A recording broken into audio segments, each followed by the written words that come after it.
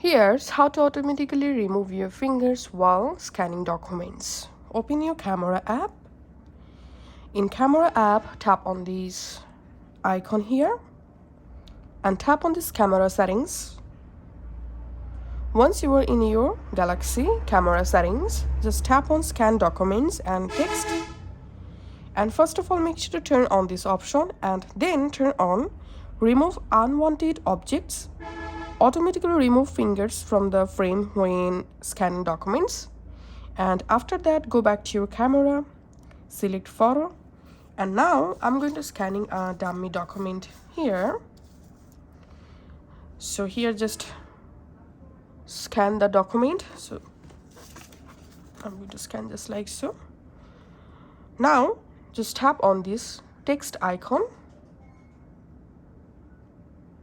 And here you have to tap on scan. Now you can crop your scan document just like so. And then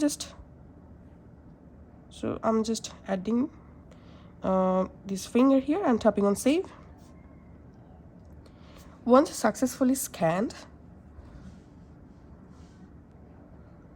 I'm opening the scanned document, and as you can see, my finger has been successfully removed automatically from this document.